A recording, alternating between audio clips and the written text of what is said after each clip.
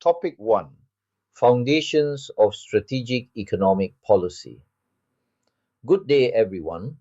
In this lecture, we begin our journey into strategic economic policy by establishing its foundational concepts, historical evolution, and dominant policy paradigms. This topic is not simply an introduction, it is the intellectual anchor for the entire course. How you understand economic policy at this stage will shape how you analyze fiscal strategy, monetary governance, industrial transformation, trade integration, and global leadership in later topics. At its core, economic policy refers to the deliberate and coordinated actions taken by governments to influence the direction and performance of the national economy. These actions include fiscal policy, monetary policy, structural and industrial policy, trade policy, and exchange rate management.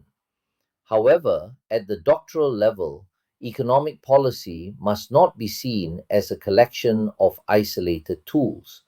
It must be understood as an integrated system where decisions in one domain inevitably affect outcomes in others.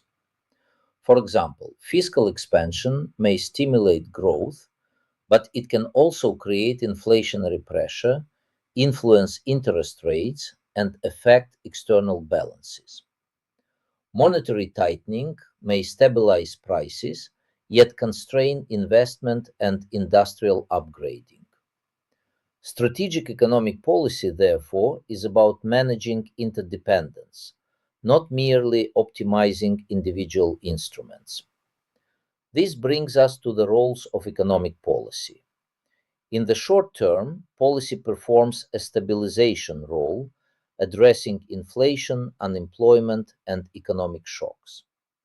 In the long term, it performs a transformational role, shaping productivity, technological capability, structural diversification, and international competitiveness. The doctoral challenge lies in evaluating how well policies balance these short-term and long-term objectives under real-world constraints. To deepen this understanding, we must examine the historical evolution of strategic economic policy. After World War II, the dominant paradigm was Keynesianism, which emphasized state intervention, fiscal expansion, and demand management to achieve full employment and social stability. This approach underpinned post-war reconstruction and early industrialization in many countries, including Malaysia. By the 1980s and 1990s, economic thinking shifted toward neoliberalism, prioritizing market efficiency, deregulation, privatization, and fiscal discipline. While this paradigm improved global integration and macroeconomic control, it also exposed economies to financial volatility and widened inequality, as seen during the Asian financial crisis. Following the global financial crisis of 2008 and the COVID-19 pandemic, we entered a new phase. Policymakers increasingly recognize the need for resilience-oriented, sustainability-driven policy frameworks. Today's strategic economic policy integrates growth with environmental stewardship, digital transformation, and social inclusion. This evolution demonstrates a critical lesson. Economic paradigms change in response to crisis, institutional learning, and societal expectations. This leads us to the three major policy paradigms you must critically evaluate: the Keynesian, neoliberal, and developmental paradigms. The Keynesian paradigm emphasizes state intervention and demand management, particularly during crises. The neoliberal paradigm stresses market efficiency, fiscal restraint, and limited government intervention.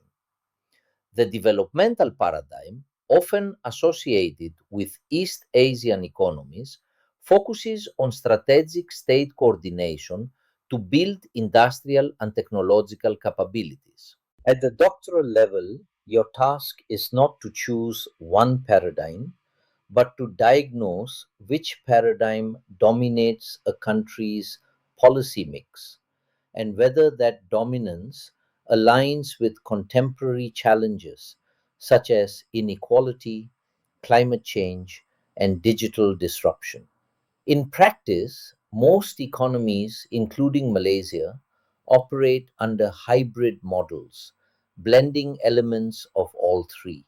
Finally, we must situate economic policy within the realities of globalization and sustainability. Global value chains, capital mobility, climate commitments, and digital platforms mean that national policy is no longer fully autonomous. Strategic economic policy today requires navigating global constraints while advancing national development goals. Success is no longer measured by GDP growth alone, but by resilience, inclusiveness, and sustainability. To conclude, topic 1 establishes a critical mindset. Strategic economic policy is not technical problem solving, it is systems thinking, historically informed, institutionally grounded, and ethically aware. As doctoral learners and future strategic leaders, you are expected to evaluate policies not only by what they achieve, but by how coherently they are designed, how sustainably they operate, and how equitably they distribute outcomes. This foundation will guide everything that follows in this course. Thank you.